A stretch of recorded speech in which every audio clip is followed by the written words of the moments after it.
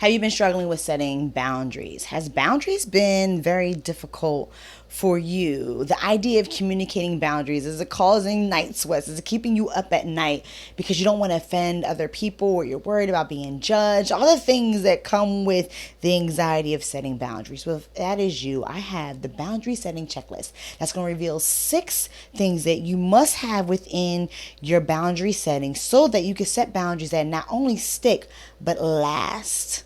Let's go.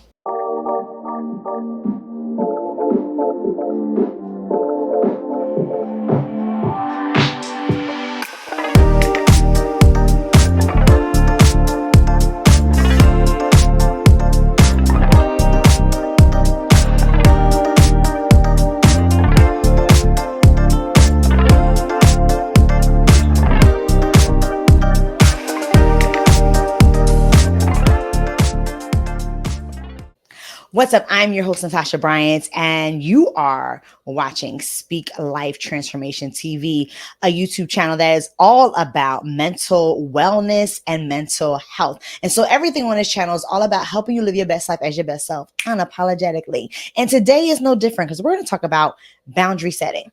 Now, I choose to talk about this topic because as a therapist, a confidence mindset coach, I am often helping my clients learn how to set effective boundaries, learning how to identify what their needs are and be able to communicate them in ways that leads them to living their best life as their best selves. And so if you are ready for some tips on how to make sure that you set your boundaries in a way that is helpful and not hurtful, then this is for you and you need to be ready. Buckle up, get your notepad, get whatever you need to take notes because you are not going to miss not one aspect of this. But before I get into that, make sure you check out my previous videos on this channel where I'm talking about other topics like how to manage anxiety, how to have quality relationships, how to get past the pleasing and the perfecting and the proving so that you can show up as your authentic self and so much more. So make sure you click subscribe on this YouTube channel and hit the notification button so you don't ever miss any of the videos I drop. My shorts are amazing. Check out my shorts. I'm dropping the little tidbits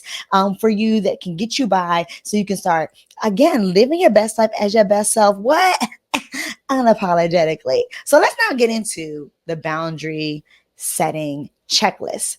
Like I said before, I created a checklist out of the things I'm often giving my clients. So now I'm about to share with you what I share with my clients. And the first thing on this checklist is be unapologetic.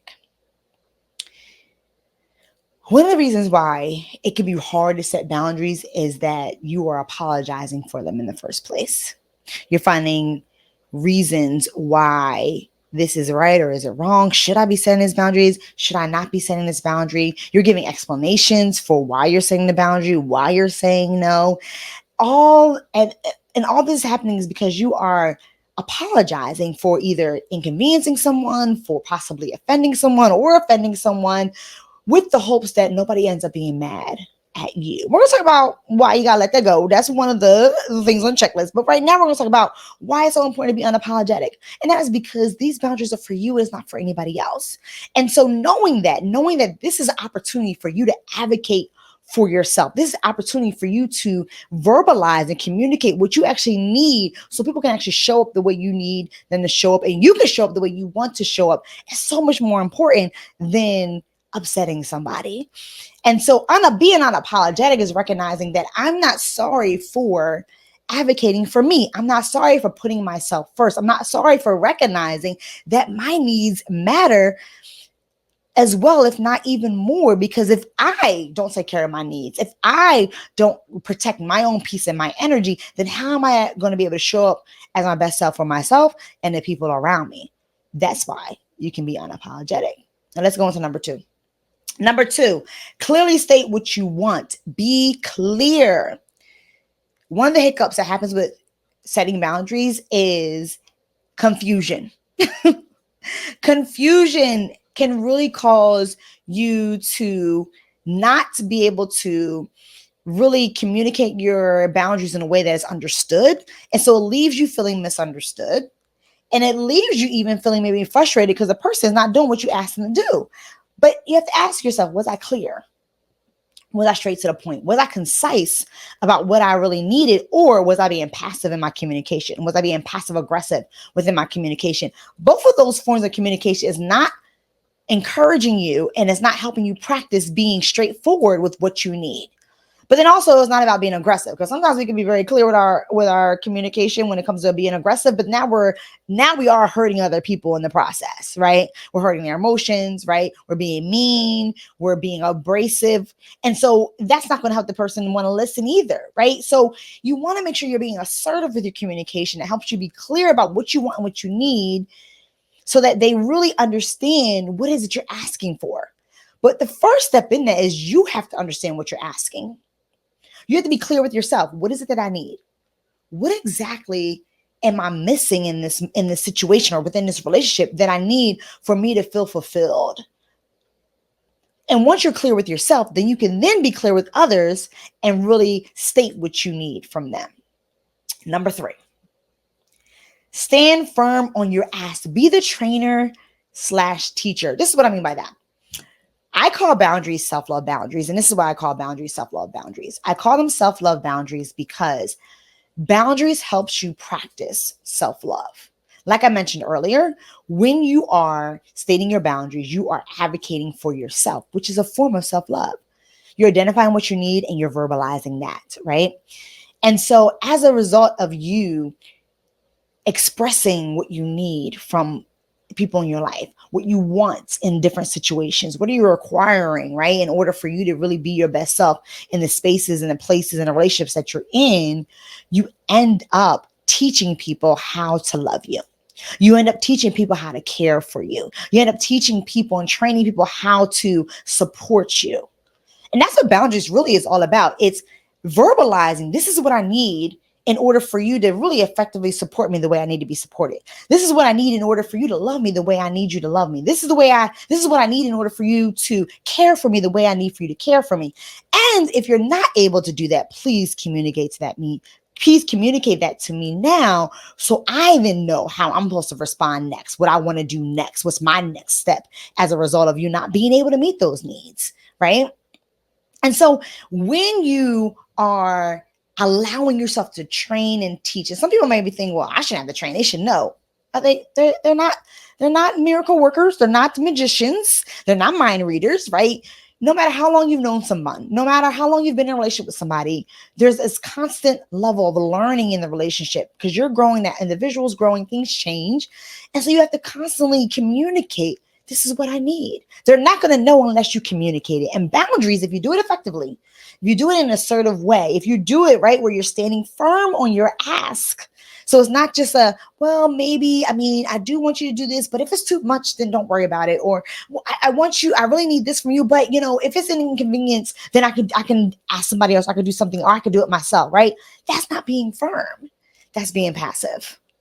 And if you're being passive aggressive, where you're kind of saying what you want, but not really, that's not clear and firm either. But when you're standing firm in it, this is what I value, this is what I believe, this is connected with my core values, this is connected with what I know is going to help me be the best version of me, so I can be my best self for me and for you. You stand firm in that and don't waver. Regardless if someone's pushing back on that, regardless if there's some gaslighting happening in the moment, right? You stand firm on what you're asking from the other person. Number 4, be okay with upsetting folk.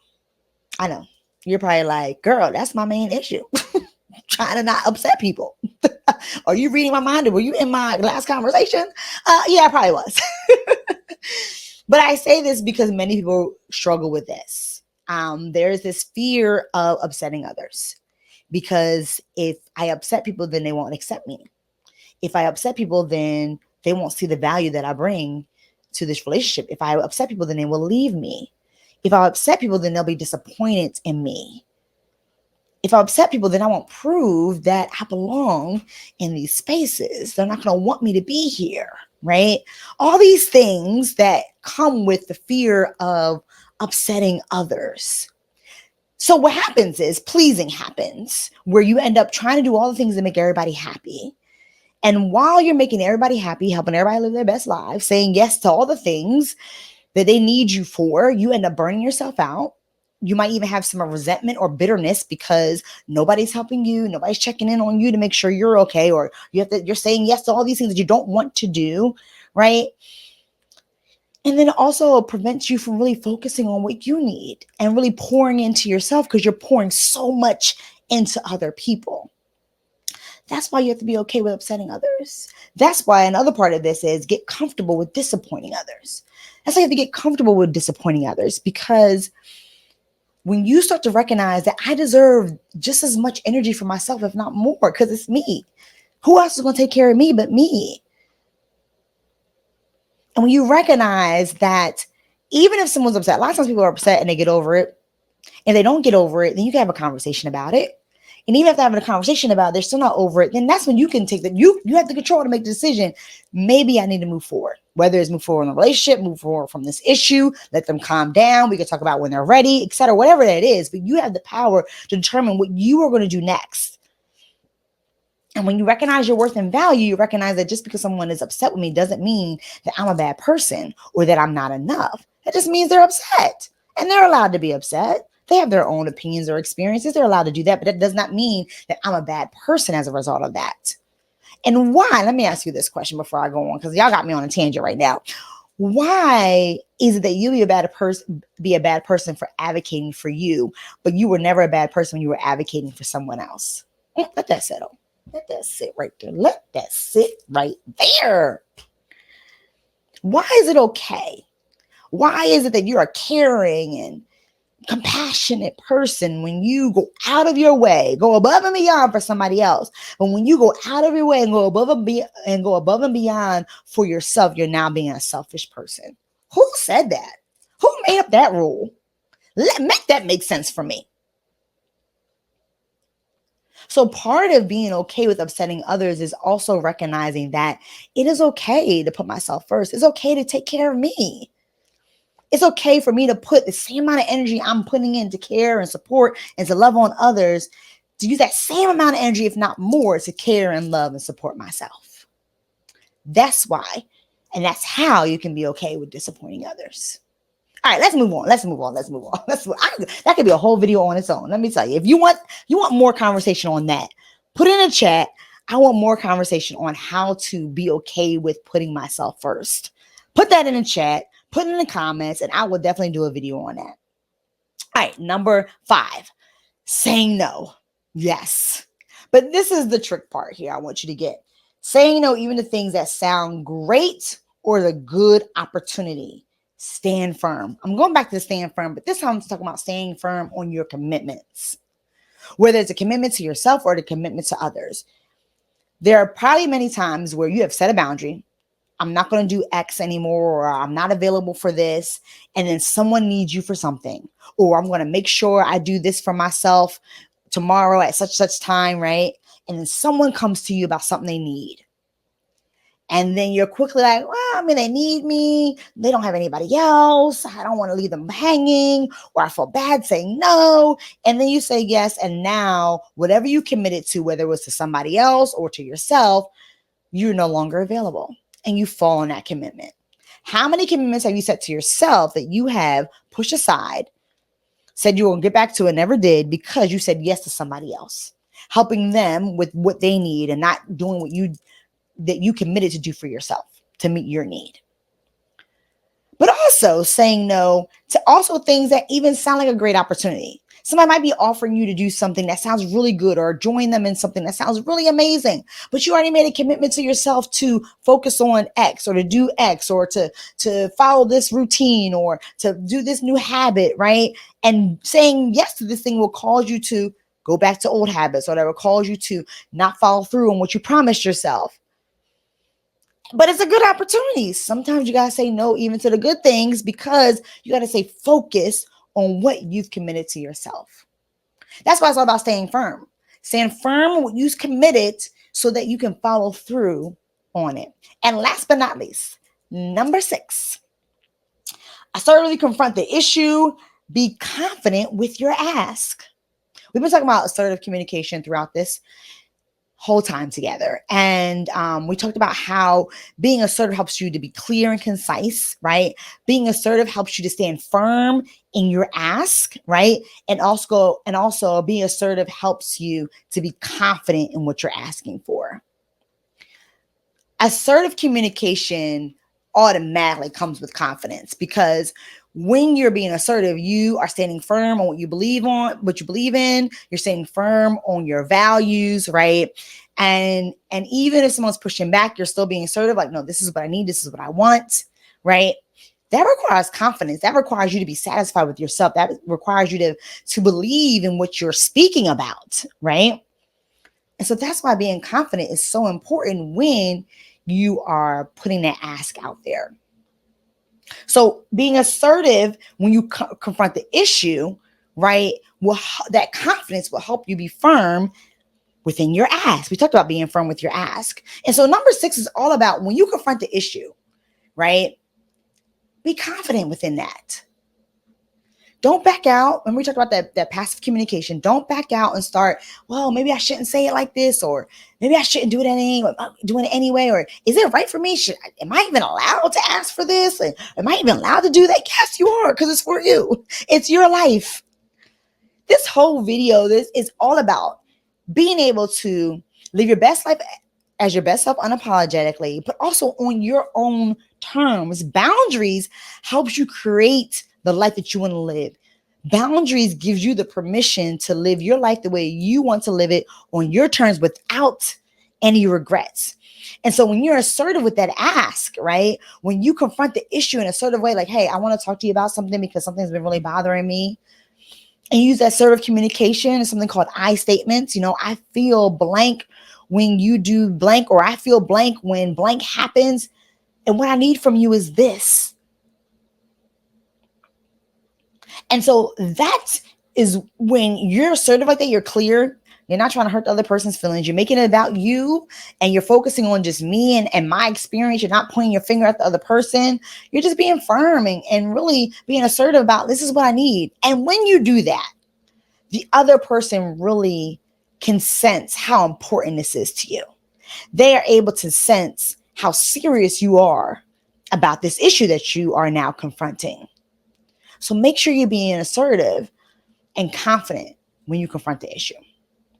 So let's do a recap. So again, this is all from the boundary setting checklist that I have created. And the first one is be unapologetic. Number 2 is clearly state what you want. Make sure you're being clear. Number 3, stand firm on your ask. Be the trainer and or the teacher. Number 4, be okay with upsetting folk. Get comfortable with disappointing others. Number 5, say no even to things that sound great or is a good opportunity. Stand firm. And last but surely not least, number 6 is assertively confront the issue. Be confident with your ask. Now, if you're like, Natasha, this has been amazing. I so want some more. I want some more clarity on this. I would love to learn more about other levels of boundary setting. Don't worry, I got you as always. I have created a boundary setting course called Protect Your Peace. Because listen, boundary setting is all about protecting your peace. And within this boundary setting course, I'm going to be teaching you all the ins and outs when it comes to boundary setting, how to be assertive. What are ways to identify your boundaries? What are some misconceptions that you have to let go of so you can then be able to set your boundaries? What is the boundary formula? What are the steps to make sure that you effectively set a boundary and also be able to keep it and follow through on that boundary? And I also have 3 different handouts that come with the course. One is the boundary setting checklist. So you can get the PDF of the boundary setting checklist that you can have for your own copy. You can post it wherever you want to remind you of, like, these are the things I gotta make sure I have when I'm communicating my boundaries. But I also have 2 other handouts. One is the boundary formula. And this formula will show you the steps that you need to follow in order to effectively set boundaries. And the third handout is 25 ways to say no. So if you're someone that's like, listen, I struggle with saying no, I fumble my words, I don't even know what to say, don't worry. This checklist or this cheat sheet is going to give you 25 different ways to say no. Yes, you probably didn't realize there's 25 ways to say no. You can say no, but yes, there is and more. I'm sure you can even add to the list. And I'm going to give you 25 ways, not only how to verbally say no, but even how to say no via email communication as well. And so all of this is coming with the boundary course along with lessons that you can take at your own pace, that you can always go back to, review, go through the course, come back to it again. You can have it for as long as you want. That's going to help you be firm in setting your boundaries so you can live your best life as your best self. What? Unapologetically. So click the link below to learn more on how to purchase that course. Again, if you have not subscribed to this YouTube channel, make sure you subscribe, especially if you found this helpful and you want more. Make sure you subscribe so you do not miss any videos that are newly launched. And also check out this library of amazing videos and shorts that will help you really tackle an array of different challenges that you may be facing, helping you learn how to really be your authentic self, how to manage different emotions like anxiety and depression, how to really create healthy partnerships and relationships. I mean, the list goes on that's in this library. So make sure you subscribe, check out the previous videos. And as always, make sure you be bold, be safe, and speak life.